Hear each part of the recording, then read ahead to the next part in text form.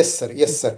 In fact ಯಾವುದೇ ಒಂದು ದೇಶ ಅನಂತ ಕಾಲದವರೆಗೆ ಸೂಪರ್ ಪವರ್ ಆಗಿ ಇರಕ್ಕಾಗೋದಿಲ್ಲ. Exactly. ಏನ್ಷಿಯಂಟ್ ವರ್ಲ್ಡ್ ತಗೊಂಡ್ರೆ ಅಥೆನ್ಸ್ ಅಂಡ್ ಸ್ಪಾರ್ಟಾ ಸ್ವಲ್ಪ ಕಾಲ, ಮಿಡ್ಲ್ ಏಜಸ್ ಬಂದ್ರೆ ಸ್ಪೇನ್ ಅಂಡ್ ಪೋರ್ಚುಗಲ್ ಅವು ಸ್ವಲ್ಪ ಕಾಲ, ಆಮೇಲೆ ಬ್ರಿಟನ್ ಅಂಡ್ ಫ್ರಾನ್ಸ್ ಅದು ನಡೀತು, ಆಮೇಲೆ ಆಕ್ಚುಲಿ ಸ್ವಲ್ಪ ಕಾಲ ಜರ್ಮನಿ, ಹಾಗೆ ಅಮೆರಿಕ ಮತ್ತೆ ಸೋವಿಯತ್ ಯೂನಿಯನ್ ಹೊರಟೋಯ್ತು.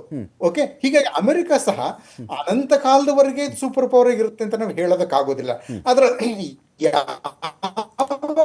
ಅದು ಕೆಳಗಿಳಿತದೆ, ಆಕ್ಚುಲಿ ಡೌನ್ ಫಾಲ್ ಶುರು ಆಗ್ತದೆ, ಅದು ನಾವು ಪ್ರಶ್ನೆ ತುಂಬಾ ಒಳ್ಳೇದಿದು.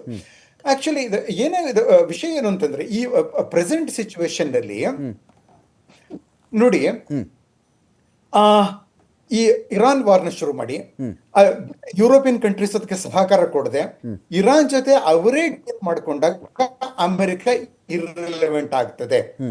ಒಂದು ನ್ಯಾಟೋ ಇದೆಯಲ್ಲ, 32 ದೇಶಗಳಿವೆ, ಅದರ 67% ಇದನ್ನ ಡಿಫೆನ್ಸ್ ಬಜೆಟ್ ಕೊಡೋದು ಅಮೆರಿಕ. ಉಳಿದ 33% ಬರೋದು ಉಳಿದ 31 ದೇಶಗಳಿಂದ. ಒಂದು ವೇಳೆ ಯುರೋಪಿಯನ್ ಕಂಟ್ರೀಸ್ ಇರಾನ್ ಜೊತೆ ಅಮೆರಿಕನ ಬಿಟ್ಟು ಡೀಲ್ ಮಾಡ್ಕೊಂಡ್ರೆ ನ್ಯಾಟೋ ಉಳಿತದ? ನ್ಯಾಟೋ ಖಂಡಿತ ಉಳಿಯೋದಿಲ್ಲ. ಆಗ ಏನಾಗುತ್ತೆ, ಆಕ್ಚುಲಿ ಪೂತಿನ್ ಏನ್ ಮಾಡ್ಬೋದು ಹೀಗೆ ಆಯ್ತಾ? ಇದನ್ನ ಯುರೋಪಿಯನ್ ಕಂಟ್ರೀಸ್ ಯೋಚನೆ ಮಾಡ್ಬೇಕು. ಅದನ್ನ ನ್ಯಾಟೋ ಇರೋದು ಅಮೆರಿಕಾದ ಸೇಫ್ಟಿಗಾಗಲ್ಲ, ಯುರೋಪಿಯನ್ ಸೇಫ್ಟಿಗೆ. ವಿಚಿತ್ರ ಅಂದ್ರೆ ಎಂತ ಒಂದು ಕೋಇನ್ಸಿಡೆನ್ಸ್ ಅಂತಂದ್ರೆ, ಇದು ಏಪ್ರಿಲ್ 4 ಇವತ್ತು ನ್ಯಾಟೋದ್ದು ಬರ್ತ್ಡೇ. ಇವತ್ತು ನ್ಯಾಟೋ ಹುಟ್ಟಿದ್ದು 4 ಏಪ್ರಿಲ್ 1949. ಇವತ್ತಿಗೆ 77 ವರ್ಷ ಆಯ್ತು ನ್ಯಾಟೋಗೆ. ಅವತ್ತು ಅದರ ಬಗ್ಗೆ ಇವತ್ತು ಅದ್ರ ಬಗ್ಗೆ ಜನ್ಮದಿನ ದಿನ, ಅದರ ಅಂತ್ಯದ ಬಗ್ಗೆ ಮಾತಾಡ್ತಾ ಇದ್ದೀವಿ ನಾವು. ಯಾವ ಉದ್ದೇಶದಿಂದ? Three goals to keep in Europe, to keep Germany down, to keep Soviet Union out, to bring America in. ಈ ಕಾರಣಗಳು ಈಗಲೂ ಅದೇ ಉಳ್ಕೊಂಡಿವೆ. ಮುಖ್ಯ actually to keep Soviet Union out. Soviet Union ಇಲ್ಲ, ರಷ್ಯಾ ಇದೆ, ಅದನ್ನ ಯುರೋಪಿಂದ ಹೊರಗಿಡೋದಕ್ಕೆ.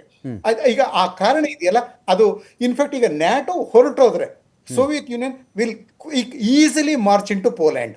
ಆಯ್ತಾ? ಅದರಿಂದ ಯುರೋಪಿಯನ್ ಕಂಟ್ರೀಸ್ ಇದನ್ನ ನ್ಯಾಟೋನ ಬಿಟ್ಟು ಕೊಡೋದಿಲ್ಲ. ಇನ್ಫ್ಯಾಕ್ಟ್ ಇರಾನ್ ಜೊತೆ ಡೀಲ್ ಮಾಡಿಕೊಂಡು ನ್ಯಾಟೋನ ಬಲಿ ಕೊಡೋದಕ್ಕೆ ಯಾವ ಯುರೋಪಿಯನ್ ಲೀಡರ್ ಸಹ ಅಂತ ಮೂರ್ಖತನವನ್ನ ಮಾಡೋದಿಲ್ಲ. ಇನ್ಫ್ಯಾಕ್ಟ್ ಅವರು ಈ ಕ್ಷಣದಲ್ಲಿ ಅವರು ಯುದ್ಧ ಮಾಡೋದಕ್ಕೆ ಬರದೇ ಇರಬಹುದು. ಅವ್ರು ಹೇಳಿದ್ರು, ನಾವು ಆಕ್ಚುಲಿ ಯುದ್ಧ ಮಾಡೋದಿಲ್ಲ. ಇಲ್ಲಿ ಯುದ್ಧ ಮಾಡಕ್ ನಾನು ಬರಲ್ಲ, ನಾನು ಅಮೆರಿಕನ್ ಬೆಂಬಲಿಸಲ್ಲ ಅನ್ನೋದು ಇಟ್ ಸೆಲ್ಫ್ ಇರಾನ್ ಜೊತೆಗೆ ಇಂಡೈರೆಕ್ಟ್ಲಿ ನಿಂತಂಗಲ್ವಾ ಸರ್? ಅದು ಅವ್ರು ಗುಂಡು ಮದ್ದು ಸಿಡಿಸ್ತಾ ಇರಬಹುದು. ಇಲ್ಲ ಇಲ್ಲ, ಅದೇಳಿದ ಆಕ್ಚುಲಿ ನಾವು ನಾನ್ ಮಿಲಿಟರಿ ಮೀನ್ಸ್ ಅನ್ನು ಉಪಯೋಗಿಸಿ ಹಾರ್ಮುಸ್ ಅನ್ನು ಓಪನ್ ಮಾಡೋದು ಪ್ರಯತ್ನ ಪಡ್ತೀವಿ ಅಂತ ಅವ್ರು ಹೇಳದ್ದು. ಆಯ್ತಾ? ಈಗ ಅಂದ್ರೆ ಈ ನಾನ್ ಮಿಲಿಟರಿ ಮೀನ್ಸ್ ಈ ಸಂದರ್ಭದಲ್ಲಿ ಎಲ್ಲಿ ತನಕ ವರ್ಕ್ ಆಗ್ತದೆ ಅದನ್ನ ನಾವು we have to wait and see. Okay, work ಆಗಿಬಿಡ್ತದೆ, ಇರಾನ್ ಸೇಡ್ ತಿರ್ಸ್ಕೊಳ್ಳೋದಕ್ಕೂ ಅಮೆರಿಕದ ಪಾಠ ಕಲಿಸೋದಕ್ಕೋಸ್ಕರ ಯುರೋಪಿಯನ್ ಕಂಟ್ರೀಸ್ಗೆ ಓಪನ್ ಮಾಡಿಬಿಡ್ತದೆ, ಎಲ್ಲವನ್ನು ಮಾಡ್ತದೆ, ಮತ್ತೆ ತಾನೇ ಆಯಿಲ್ ಅನ್ನ ಸೇಲ್ ಮಾಡ್ತದೆ ಅಂತ ನಾವು ಅಂದ್ಕೊಂಡ್ ಬಿಡೋಣ. ಆದ ಇರಾನ್ಗೋಸ್ಕರ ಈ ಯುರೋಪಿಯನ್ ಕಂಟ್ರೀಸ್ ಅಮೆರಿಕಾನ ಕಳ್ಕೋತಾವ, ನ್ಯಾಟೋದ್ದು 67 ಬಜೆಟ್ ಅನ್ನ ಕಳ್ಕೋತಾವ, ಅಥವಾ ಅದಕ್ಕೆ ಅಮೆರಿಕದ್ದು ಸೆಕ್ಯೂರಿಟಿ ಅಂಬ್ರೆಲಾ ಹೋಗೋದನ್ನ ತಾಳ್ಕೊಳ್ತಾವ. ಇದನ್ನ we have to wait and C.